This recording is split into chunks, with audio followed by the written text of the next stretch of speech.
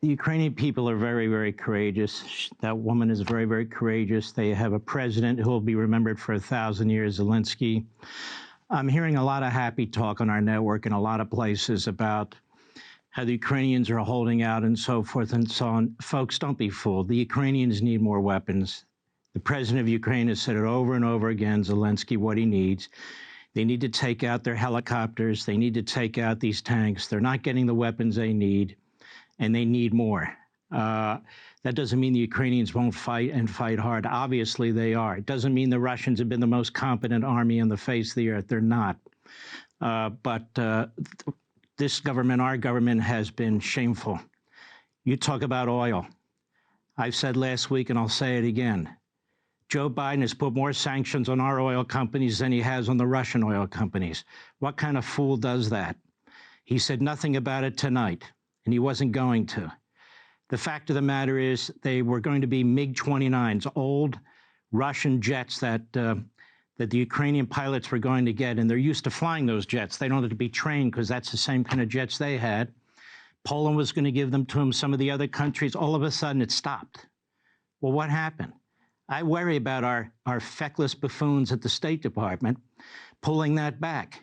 These people want to fight, but they can't fight with their bare hands and rifles and pistols. I mean, they can, but that's not going to win. If we would give them what they need, if we would have given them what they need, this would be a real serious setback for the Russians. I hear people saying they had hoped to take Kiev sooner and this and that and the rest. Let me tell you something. When you're there in Kiev and you're being fired upon, you don't care if it's Saturday, Wednesday, or Thursday. These people need our support. So yes, prayer. Yes, support them. Now give them the damn arms that they need to defend themselves before it's too late. That's number one. Number two, this guy Biden gets up there and he says, buy American, buy American, buy American. And the best line of the night came from my wife when she said, buy American? You're not even letting us buy American oil. We're buying Russian oil. We're buying Saudi oil. We're buying everybody else. Go union, union. You're killing union jobs in the oil patch. This speech tonight was a rambling speech. In one word, it was monotonous. Or maybe another word, supercilious. It's as if they added the Ukraine piece at the front, and then we had to build back whatever that damn thing is at the back end, where he goes on and on and on with the Bernie Sanders agenda. The man has created inflation. The border's wide open. He didn't say a damn thing about supporting our military tonight.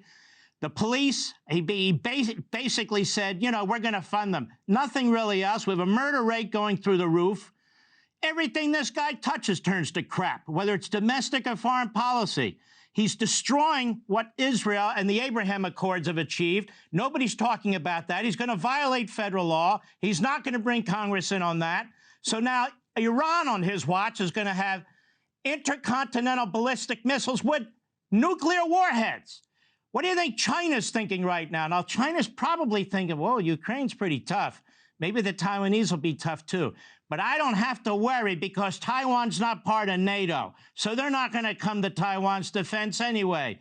This is what happens, by the way, when you have the isolationists, what I call the neocon artists, out there talking about how we're the instigators. This is what happens when you undermine the United States military.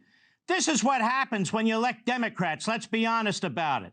We've had a lot of false Pied Pipers here that, what does Ukraine have to do with America? I don't know.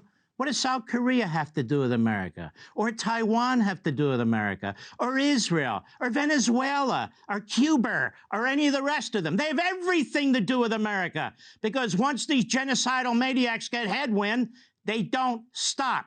But I just want to be clear thinking and sober about this. Russia has not been defeated. Period. The Ukrainians need our help now, and a lot of it. We don't have to send in troops. We don't have to do a no-fly zone. Just arm them with what they need so they can kill these bastards. That's it.